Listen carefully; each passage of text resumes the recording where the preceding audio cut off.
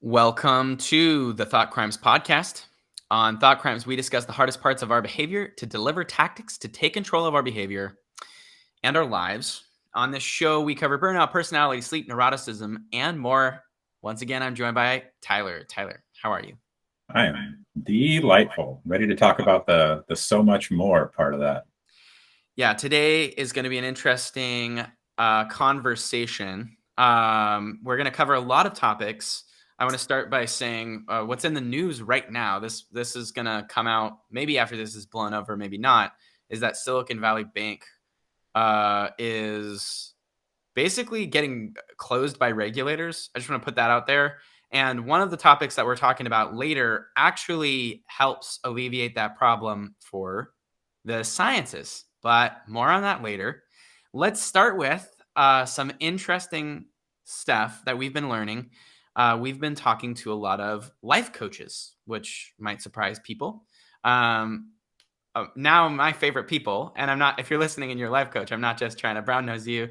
Life coaches are usually very positive, really well-intended, and they're all about personal development. So you can get into these sort of virtuous cycle conversations with them, or after you talk to them, you feel super pumped up, even though you're not getting a session. So what are your thoughts on life coaches, Tyler? Why are we talking to life coaches? I think we were probably like our own life coaches for ourselves for years, and like we're essentially trying to do that through our product now. So like we definitely vibe with just their whole mission statement that they're working on, right? Is like trying to help people become great at whatever their chosen goal is or whatever their niche type of coaching is. So I just, everything about how they're trying to improve themselves and others it resonates. So I will answer this question in a second, but have you always felt that way towards life coaches, if you're being honest? No, of course not. I think I probably thought it was kind of like hocus pocus, maybe not even hocus pocus, but just a bunch of like just people patting each other on the back. Cause like I also like didn't really think too positively just of therapists in general. But now obviously I've gained a lot of life experience and maybe wisdom from talking to these kind of people. Like, oh, you guys actually provided some serious value. And it's great, also just great working with them. Yeah, it feels good to work with people that are kind of on your side, helping you improve in some material way. Mm-hmm. And so, yeah, I had the same progression, which is as life goes on, my experience with all sorts of coaches. I worked with an executive coach when I was an executive previously. And, everyone has a lot of really unpleasant characteristics that they may not know that they are exposing everyone else in their life to. And facing that on your own can be very, very challenging. Having someone to hold your hand, and even better, they have a framework for how to get you through the grief cycle to accepting your own bad behavior so you can fix it is pretty useful. Yeah. That just made me think of something. It's like a guided live journaling session where they just, if they're good, which most of them are, they'll stop you from you like going into your own pit of despair. Like if you just start like trying to pull out of your head, like who actually am I, like based on like how I've been living, and you start like writing about all the bad things about yourself, you can go up a cliff real quick. And they're like, nope, let's tourniquet that real quick. Let's actually try to integrate and grow from like the top of the cliff first. And once we figure that out, then we can go a step deeper. So, all right, that kind of leads into like why we want to talk about life coaching on the podcast, right? So it's, you said most of them are good. And usually experienced life coaches are good almost by definition, right? Because if you're good, you're going to survive in the industry. So what makes a life coach good from your reckoning? Aside from, being able to stop you from getting into a pit of despair, what is a good life coach? Someone that, well, I guess there's like a few things, but to start for me is someone that gives you the chance to take credit for the growth So like they're just basically great listeners and guides for the conversation you need to have with yourself. And then once you've been able to have that conversation, they don't try to like take the credit from you, which could destroy all of the growth you just had, right? Like, oh, okay, well, they just gave me this template. I didn't do anything. I need to keep going back to them because I'm not actually improved. So So they circumvent that logical like pitfall that could happen. from a personality perspective, they're maybe high in tender-mindedness, and they're maybe high in modesty even. They might not necessarily try to pull the attention to Yeah. themselves when it comes to their customers. And I think it's probably also like a swirling of achievement striving and extroversion, like just trying to like be great, and altruism. So like they're able to feel your win, so they don't need to take it from you. Like Nice. them helping you kick butt, like makes them feel like they're kicking butt. Yeah, that's absolutely how I felt, because through our work, we've ended up coaching a lot of people, and it feels really, really good when you've worked with someone for a while to have them express in their words, what they've learned and how they have applied it. It's just so awesome. That's one Yeah, of the best moments.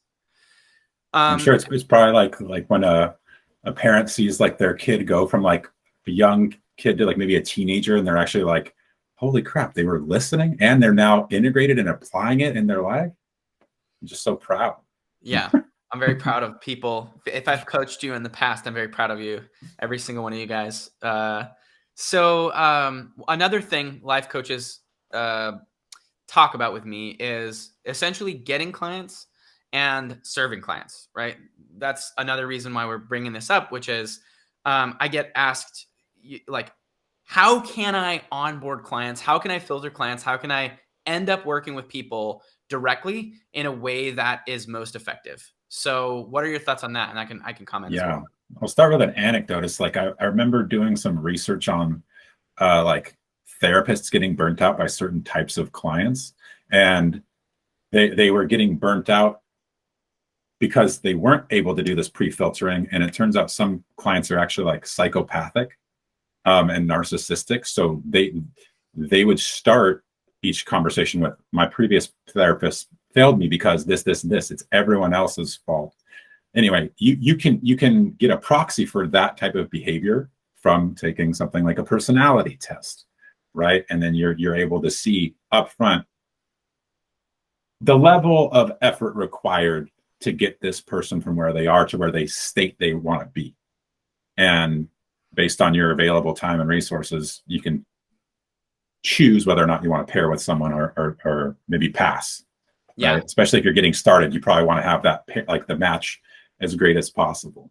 Like what one is that filter, and then the other is how do you just mesh as people, right? Like if you're stylistically more likely to just like bond with this person, it's going to make everything easier. You're neither of you going to have to feel like you're trying as hard. absolutely. Pulling out 2 points. One, implicitly, you have to actually know yourself, right? You have to know what kind of person you are. Yeah, with a personality test, right? Plugging Mm-hmm. our work, but it's knowing how you work with people, knowing if you're a very accommodating person, and to go back to the cocktail of facets that lead to good life coaches, you're also likely to have a vulnerability there, which is highly altruistic people who are achievement striving. They want to be excellent and they want to help other people. If you get someone who's extremely the opposite of that, they want to take from you or take your time, it actually affects your efficiency in helping those folks. So drawing boundaries is not the same for each and every person. Drawing boundaries really depends on the kind of person that you are, and whether you've taken an assessment and you know quantitatively, or you just know yourself really well. Being able to define that in the way that works for you is probably upstream of even onboarding clients. If you don't know how you interact with people and how to connect with the people that you're interacting with, you're going to struggle when people fall outside of the Goldilocks zone that you're used to, right? And that's actually where you're going to grow as a coach of any kind, right? Whether it's life coaching or even coaching sports, it's like you have to be able to work on the edge of your comfort zone, and defining what your comfort zone is the first step to knowing what the edge is. Yeah. I mean, and also just as like a client or just a person, if I was looking for a coach, you typically want to see that they were able to do for themselves what they're saying they can do for you, right? So like they have a deep self-understanding and have integrated it in a way that their life is successful by them, the way they measure it. So like, okay, please give me the same template. Like at least they've proven to themselves that they can do it. Every coach I talk to, I ask them, what's the story behind becoming a coach? So I mean, not just life coaches, executive coaches, wellness coaches, mindfulness coaches. I talk to energy coaches, spiritual coaches, and I'm just calling it all life coaching, but people who coach an individual in some material progressive way. Every single one of them, I ask, what's the story behind coaching? And they kind of like get a little nostalgic about a major problem that they had in their life. And it gets pretty real pretty quickly when I ask that question. And it's very cool to hear different people's journeys through their own personal development to realize that helping other people is their calling in some major way. And it's always 100% of the time, well, I was working at some company or I was doing something and then something didn't go as planned, or I got laid off, or I had a fight, or I had a crisis, mental health, personal tragedy. I mean, it gets gnarly quickly. But what is so cool to meet people in their journey at this point where they're now at the point of helping others is all of them were like, and now I want to share that. Yeah. They're like the embodiment of like the each one teach ones, but they're like, I can teach way more than once. And like, I'm like that is their calling. And it's a trip. Like the going back to like filtering, part of it is like their life experience, like their crisis or whatever it is, they probably have a soft spot for that. So they're likely going to try to help people in the thick of the same thing they've been in, so they can really help you. If you're looking for a coach branding themselves that way, know that they probably went through something very similar. Yeah. Yeah. I think it's a good, it's a good, if you've listened to our previous podcast, it's a good rule of thumb, right? You're thinking about matching like a guru, right? Like David Goggins, Tony Robbins, Brene Brown, pick your favorite one. Jay Shetty's another guy. Deepak Chopra. I could do this all day. But they fit into a lane. They fit into a category. And the same is going to be true if you're looking for someone to help you, whether it is a therapist or a coach or a whatever, right? If this seems almost so obvious. I wonder if it's worth saying, but maybe someone listening needs to hear this. Look for someone who's gone through a similar experience to you. They will probably be able to help you very specifically, if not like surgically, depending on how close they are to your experience. And then the scalpel gets sharper the layers of similarity you go, right? So like you pick not just a generalist life coach, but maybe they are and they have like the same experience that you're looking to progress through. And then stylistically, they're very similar. It's almost like they're literally like the voice in your head. It's like you're trying to find yourself in someone else to talk to you in words that you understand. And that's usually why it takes like a while to like make progress with someone you're just meeting, is because like you're trying to create that shared language or shared voice before you can start like speaking to each other in a way that like resonates like at your core. So it's the concept of how they can help their clients better also, right? So like how you can get more out of a coach and how a coach could basically get more out of you. Okay. Yeah. It's like if I'm coming to you, I would say, like, let's say I want to like get a six pack before summer, whatever it is. That's the goal. You've done that before. So that's good. And then the second piece is like, I would look for like the parts of my voice that I need to hear for that kind of goal pursuit in you. And typically you like go through by like maybe directly asking if you have that kind of style, but like some people are softer with their approach and like would be like, whoa, you can't just like peel back my soul curtain that quickly, you know? And like that's where like the match, like the appropriate matching with the style of a coach can help you get to where you need as efficiently as you can. Yeah. I may have said this before on the podcast, but it reminds me of this very fun fact I've been telling people, which is there are more millionaires than people with six-pack abs. You mentioned you want to get a six-pack. And the reason why I think it's funny is I say that to people and I'm always like, what is it about that I find so funny and interesting? And I think relevant to the life coaching is, there is a mismatch between what people's expectations of the world are with the reality of the world. So there's like a series of like statistical likelihoods that you're navigating when you're working with somebody directly. And so it's really a low likelihood you're going to just get a six-pack sitting on a couch. Like it's not going to magically appear. And if you're telling me I can't shock myself into having abs? those things are probably very dangerous. If you're using the ab shockers, I used one before because my friend had one and it made me feel sick for like 3 days afterwards. Yeah, that's how you get abs. That's what they don't tell you is it makes it. If you shock your stomach enough, you won't want to eat and then you'll have six packs. So, but this idea of priors, the statistical likelihood that something is going to happen in your life. That's a if you're into nerdy stuff, called a prior. And that goes back to matching somebody who's essentially ahead of you in a journey or has experienced something in a journey.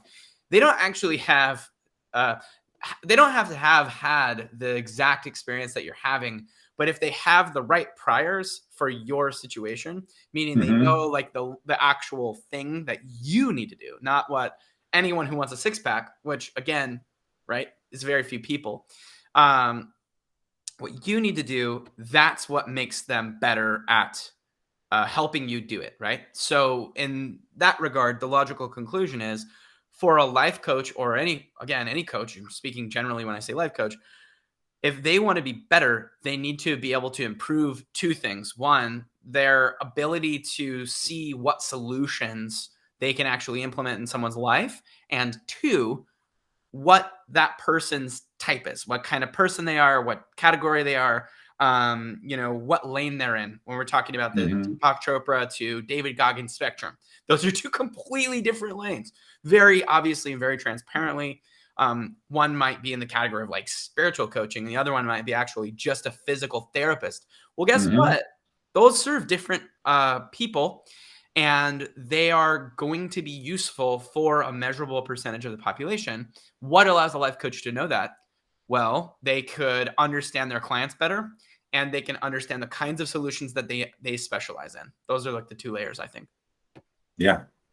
And then it just, there's, I guess, nuance within the layers too, is being able to meet someone. So say you're in that exercise lane or the David Goggins physical therapy lane, being able to meet someone where they're at and not trying to implement the habits of someone already maintaining the goal, like the end goal. Those are they're very different solutions that you're trying to implement, right? It's like if you're saying, oh, I'm a billionaire. Well, let me mimic the billionaire's routine. Oh, he wakes up at 4 a.m. because he only needs 4 hours of sleep. Maybe because he's already 55 and he's not like an 18-year-old that actually needs more sleep than that. And then he starts his day with like smoothies made by his personal chef. So he saves time on cooking and like all this stuff that's like almost impossible for you to replicate.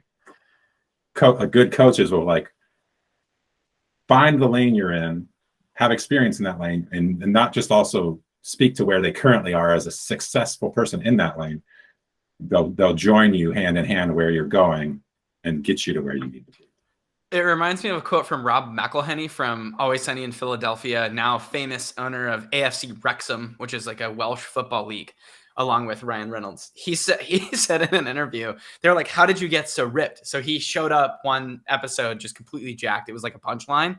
And he said, "Yeah, it's really easy to reproduce. Just hire Captain America's personal trainer, have a private chef cook you meals every single day, and spend all of your free time, which you have 8 hours a day of, exercising."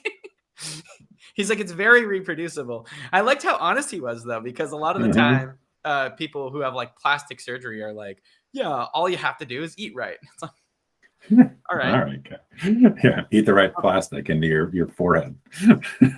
Speaking of doing the right thing, let's talk a little bit. Let's shift the conversation about essentially the science of this, right? So, one thing that I used to be skeptical of, coaching of all kinds, right? Whatever, wellness coaching. I was skeptical that they were mostly like what you were talking about. It's nice. You're having a nice chat with somebody, or you're feeling good, you're vibing, but it's not necessarily actually moving you forward objectively or measurably or empirically. And my perspective on that has changed. But we're not going to get into essentially the science of life coaching, but let's talk a little bit about the science behind what we're working on, right? So that's upstream of life coaching. And let's talk generally actually about personality science for the last few years. So I wanted to share that, well, a few things. One, if you're not aware of this, if you're not familiar with like the scientific community or how scientific funding works, or sort of like the science behind our work, we'll publish some stuff on our research on our website. But science is super broken, and there are a few stats behind this that I could share. But I think the one that I find most interesting is Price's Law, which is how scientific publications work. Basically, the volume of publications. Price's Law is this really interesting conserved pattern that shows in an organization, the square root of the number of people in the organization, square root, produces half of the results of the whole organization. And this is true for entire industries. So you have a research lab with 100 people in it, 10 of them are making half of the output.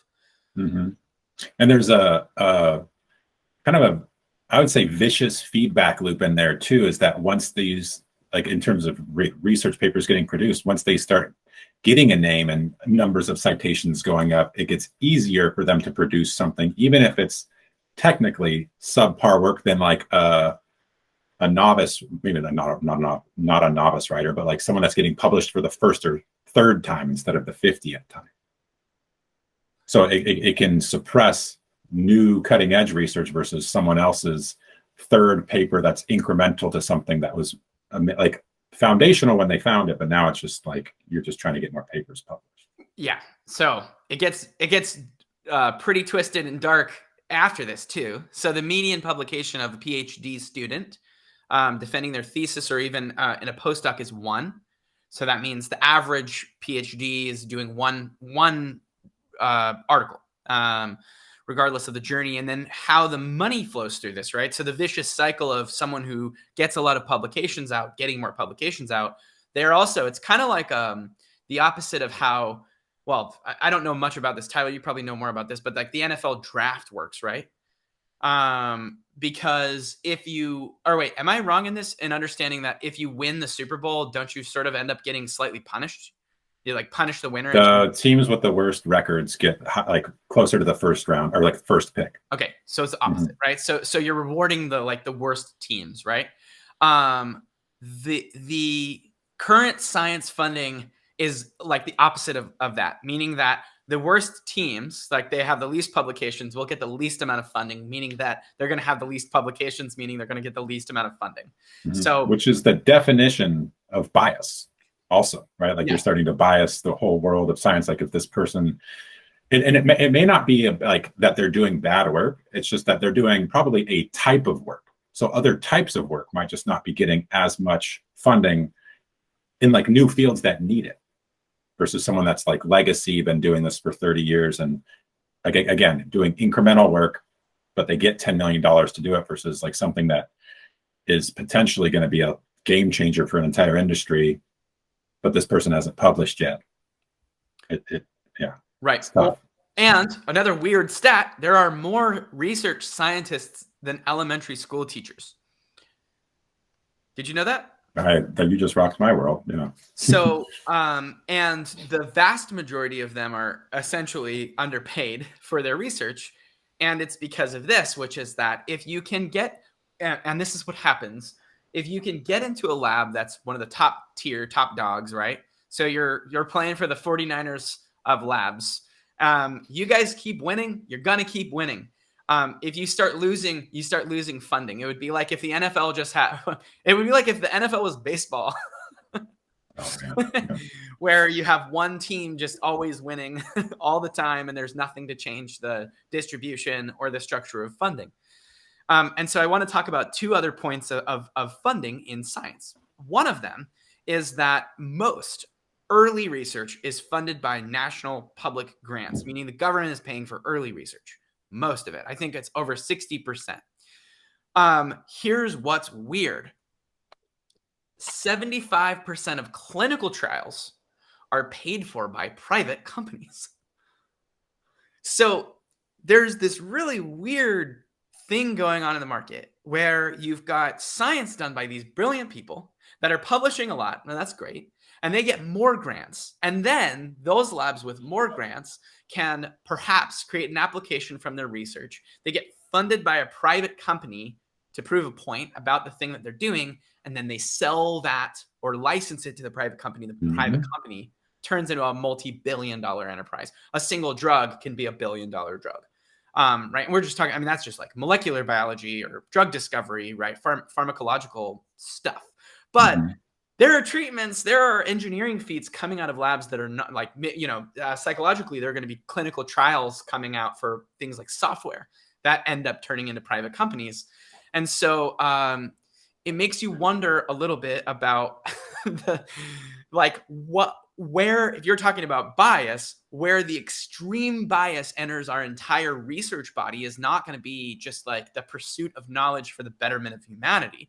It's going to be the pursuit of knowledge from elite institutions for the eventual consumer product that will create more billionaires out of millionaires.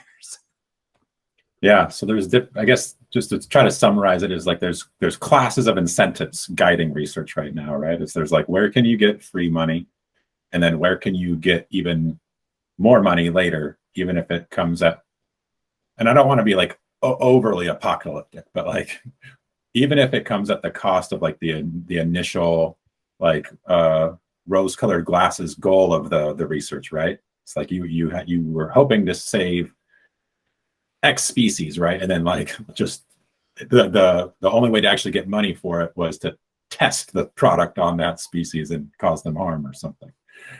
It can get pretty dark pretty quickly. But what are some potential solutions to that funding problem? Yeah, there's layers to it. The reason I was interested in talking about this is two parts. One is because we've been doing research, and it's not that exciting, and we don't have a lab, and we're not doing it formally, so we don't need to fill out any paperwork, and we're funding it ourselves. So when we're looking at our data and looking at how easy it is to kind of start to understand people's behavior, if you're not making any claims like, hey, we're not claiming that we're going to become a research lab and go and compete with Harvard's psychology department. Maybe we will. I was going to say, that'd be pretty cool. Shots fired, Harvard psychology department. Come at me, personality researchers at Harvard. Please come at me on my podcast. We get to learn these amazing insights just because we're creating something for a consuming population. And we also, just like full disclaimer, obviously we have the intention of commercializing it. Otherwise we would be a nonprofit, or maybe we'd work through a lab. I want to talk, before I get into the solution to funding science, why we're commercializing what we're doing. Why is it a product? Well, if it's actually helping people, the best way to measure that is if they'll pay for it. So there's this real cool thing you can do if you are a really brilliant scientist and you think that you've got an application in the world, rather than going through a privatized funded thing where, by the way, doesn't turn out great for the scientist most of the time, unless they're a partner of the commercializing agency. You can start a company and find out if you're right. You can start a product, and it's very cheap, and it's getting easier. And I think that this gets to my second point, which is it should be as easy to do science as it is to build software today. Yeah, that would be nice. It would also be nice to have some funding to do that, and not have to do it only after a 10-hour shift at your day job, going into the wee hours of the night. And having, I guess, going back to like the capitalistic side of it, having the market validate that the research is worth doing by maybe having them fund it, instead of like these maybe just like larger government bodies or huge corporations. Yes. Right. So, and this gets into, I guess, our third point for the podcast, which is decentralized science. And if you're, can you give a background on what that is? Sure. So, the whole concept of this is that there's a paradigm shift in the scientific community in how research is funded, and in how the research outcomes are then distributed to the broader community. And the other component of this is that this decentralization, right? This is a theme that's been happening since, I think, maybe 2011, with the invention of cryptocurrencies. And don't worry, we're not going to be talking about cryptocurrencies or blockchains or anything technical. But I do want to talk about the decentralization part of this, which is something that we've been really, honestly, on the data side, concerned about from the minute we started this this podcast. Before this podcast, in our organization, we've been worried about essentially how do we make a system that can prevent the corruption of an individual's data after we're gone from whatever institution we're a part of. So let me talk about the value of decentralization first. The entire premise is who owns what. That's the problem that we're trying to solve. Who owns what, and who has a say in what is done with that ownership. Right now, if you go on Facebook and you upload 1 million photos, yes, they're your photos. You took them. But technically, Facebook owns them as soon as you are uploading them. They can do whatever they want with those photos. They may have changed their end user license agreement. Please don't sue me, Facebook, if you changed it. But that was the default. And for most websites, this is the default. You go on a website and you're essentially renting an apartment. You're renting a space on their server to have your data there. Here's the weird part. You're furnishing that apartment. And as soon as you furnish it, they own all of the furniture in the apartment. And we're okay with this because we don't have this intuitive understanding of data in the same way we understand our physical stuff. Well, what decentralization's goal, right? And you can criticize the people who are building decentralized systems because there's been so much foul play because of what you can do with these systems. But the goal of the good players, the white hat creators, so to speak, is to make it so that when you rent an apartment, you own the furniture inside of it. You can even buy the apartment. It's just digital. So you can own it. All right, what the hell does that have to do with science? Going back to that brilliant researcher, I actually know personally people who have conducted research at institutions that ended up being commercialized for billions of dollars, who did not end up becoming multimillionaires from it. They didn't become rich from it. I don't want to argue about whether it's morally good or bad to become rich, right? But I think it's unfair, to say the least, that if somebody went in and created so much value that someone can then build on their research, their independent research, a multi-billion-dollar enterprise, they should see a commensurate cut of that. And that is essentially what could happen for decentralized science, DeSci, because if there is something that the population thinks is value, thinks has value, to your point, Tyler, then they will fund it. And if it's true, the people who fund it get an ownership in it. The people doing the research get a piece of ownership in it. And there are no incentives to hide the research. The incentives are to prove that it's valid. And if you're right, you can get rich, which is like how all of capitalism works. And that's a piece that we didn't even touch on, right? Is like some researchers or just makers hiding their brilliant ideas because they don't know how to patent it, or they're scared of, maybe not, like, even if you get it patented, that's like putting a big red flag and like, come look at this and you can steal it because I don't have money to defend it if you actually do come take my intellectual property. So yes. And people will screw each other over because they will front run, meaning they'll try to finish a research study. It's called scooping in labs. They'll try to finish research of their colleagues, sometimes in the same lab, so they can beat them to publication. What is the reward of that? Prestige. It's not even money. That I guess eventually maybe they're after money. I don't know what the incentives are for folks like this. Let's talk about Harvard. Shots fired again at Harvard.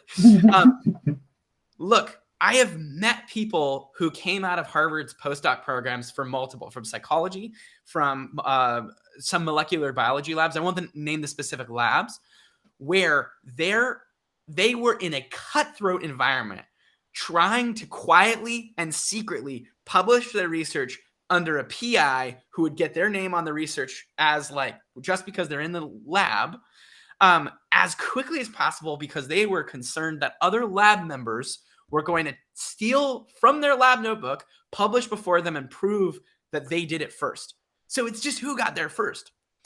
So this gets into the last thing I will say about the blockchain side of DeSci, but this is a real application of blockchain, which is that if you write data to a blockchain, it is sort of irrefutable when it happened and by who, or if you're British, by whom it happened. If you publish your like lab journal, theoretically, yeah, maybe there's someone out there who's going to come in and try to beat you to it. But if it's tied to a lineage of work where you're collaborating with people, you have two brilliant people competing that all of a sudden can collaborate, and both of them can get rich, right? I don't know why that's the only, or at least credit, or at least credit. They can get prestige. They can get what they want working together. You end up having, at least theoretically, a faster cycle, a more public cycle, and a more equitable cycle, which is why we're talking a little bit about DeSci right now. And an honest cycle, like the history of it's like, it's basically like the lab notebook is like you have a different date on each page, right? Like all of those could have been tracked and in a ledger that is public and can't be like hidden or deleted or burned, right? And just say like, oh, if you steal your lab mate's notebook, copying the notes and then burning their copy, that's not really possible here.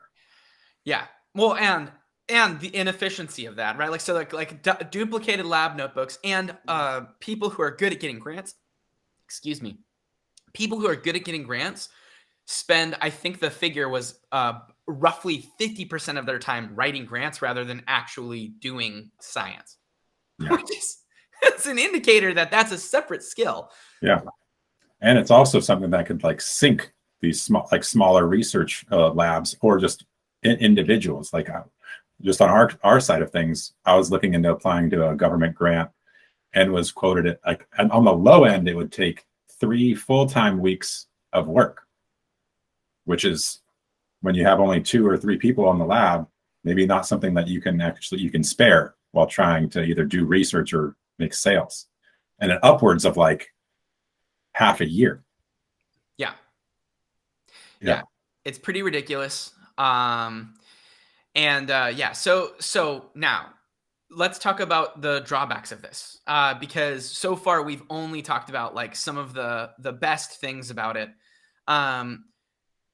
I think one of the things is, so my background is I worked in the blockchain space, helped build a blockchain, and write standards and code and smart contracts and stuff like that, and help developers understand blockchain, because I'm one of the crazy idealistic people who are interested in the data protection, and the decentralization of the entire internet, for example, so that I don't, and for very selfish reasons, I don't want Facebook owning my digital apartment.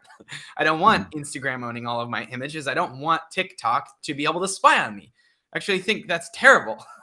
So that's my selfish incentive, is like, I own my water bottle, I own my computer, at least until I'm dead. Wouldn't it be nice to own all of this stuff? In when Peter gestures at his computer. So getting into some of the challenges. For one, I think everyone is aware, as I started this podcast, Silicon Valley Bank was regulated and closed. I'm sure many of you are aware of what happened with the crypto exchange FTX, Sam Bankman-Fried. So we got SVB and SBF. SBF, yeah. All of the SB. Yeah, if you've got SB in your acronym, maybe start sweating. These financial institutions, like, if you have an opportunity for someone to take advantage of a population and there's not a good way of regulating it quickly, even if there is, banks are highly regulated, people are going to take advantage of that system. They're going to take advantage of the loophole.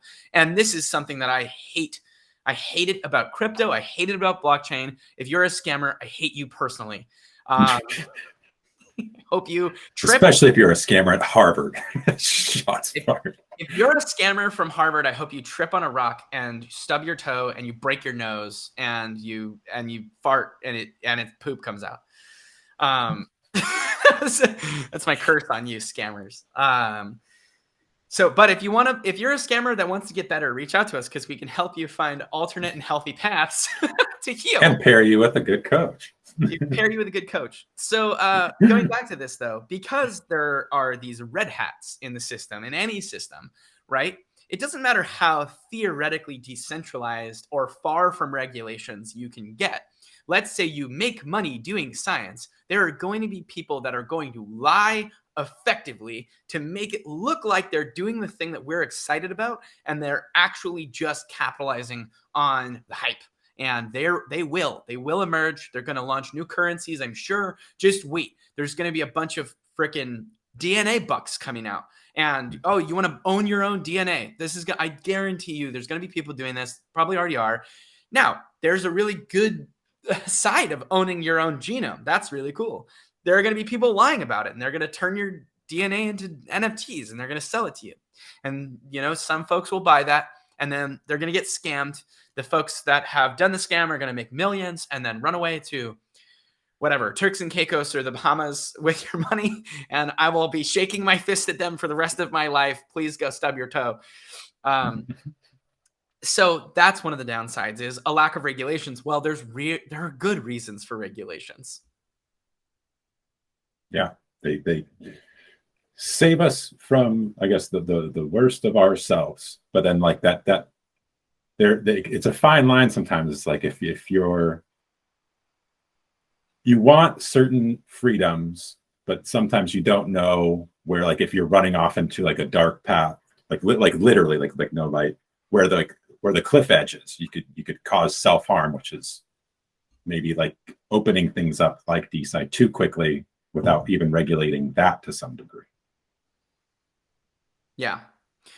And so maybe regulation is not the solution, but trust, which is that there is actually a good incentive to trust highly publicized research, because it's usually, when it's cited a lot, usually, not always, it also means it's reproducible.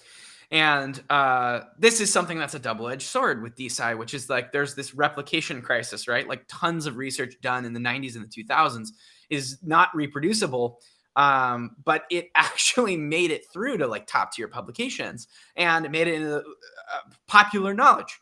Mm-hmm. And so,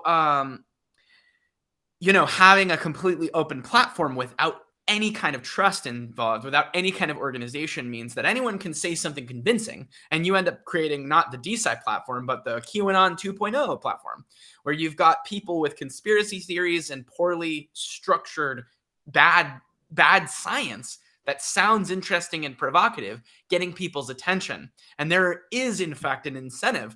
If you have any kind of clustering of people, any kind of swarm, there is an incentive to be the loudest and most provocative. This is what's happening to our media right now. Not to be too controversial after dumping on Harvard, but the reason the media is so sensational is because it is a market of provocative ideas. Something boring and factual doesn't get your attention. Something tragic and provocative does. The same could be true for science. The fact that it is so boring and there's not a lot of money in real pure research is actually a feature for people who are sort of like, like monks creating reproducible good science because of their belief system, rather than doing it because they want to commercialize their stuff. They're still out there. What would happen to them if all of a sudden you make this marketplace for provocative science that's citizen science, the community based? It doesn't mean that it needs to be it may not even be able to be regulated. It's just something that could emerge, right? And just come out of the ether. Yeah. And then they would be able to afford food to fuel their brains to think while they're doing the research, which would be nice, versus like the starving scientist, Right. Yeah, exactly. But then I guess another potential pitfall that I'm thinking of the answer to this question is, how would you publish these decentralized scientists' work? Are they still going through the same publications? Would you need a centralized DeSci publication that's reputable? Like how do you how do you deal with that problem? This one I could go so deep on, and I won't, because I've been thinking a lot about this. I think the most interesting pattern is a system of credibility, and how you implement that is in that's the details in which you find the devil, right? But a system of credibility where you have essentially like a hierarchy, yes, but it is a decentralized hierarchy. So it's not about what institution you're a part of. It's about what cluster within this decentralized hierarchy you are. Somebody really, really smart who's truly an expert in some particular field. That's maybe they're a top tier nuclear physicist. Well, if you have a system that can support essentially the validation that they are who they say they are, right? Maybe their entire lab validates this guy's the expert in the world on this. They are the one who runs essentially the peer review cluster for nuclear physics. They get to pick. They get to go and they're validated by a group, and then they get to pick who's on a committee for peer review for this particular category. And they have an incentive to basically oversee that it is good peer review because their credibility is tied to the team that they pick. So you're essentially creating, this tournament for people to, rather than be sensational, to earn credibility. And so their credibility rises, their ownership in the good studies, basically their ownership stake in the whatever enterprise, right? They're in a cluster that produces a lot of science. If that ends up being useful, right? So nuclear physicist leads to a new fusion reactor. Their direct lineage to that is visible and public, associated with what path it took to get there, a series of studies that went through their peer review process. And sure, it could be sponsored by Nature. Like they could pay into that. They could be like, we want this guy to build the peer review committee. So we're going to put our dollars behind this. We get money from the government. We're going to fund it. Now, that is like a revolutionary shift in how science works. So I don't know if it's going to happen in the next 5, 10, 20, 50 years. But to me, if you can solve those very challenging technical problems on the path to that, it would be a better system than what we have today. Yeah. I like that. And then like the skeptic in me was like, my first thought is like, well, that person can become corrupted and suppress certain types of research and then promote other types, but their decisions would be public record. So you could run statistics on their decision making and quickly see if they're becoming corrupted. And there should be fail safes where it's like, if certain red flags are raised about like whoever you call them quote unquote governing scientists, then you could remove them from that position and then have some means of raising someone else up. I think you just coined a really cool phrase, which is that we need governing scientists. That's the name for this, right? And publicly visible governing scientists. Because, and I think we'll end on this because we're running out of time. And we'll tie everything together, like why these three things. But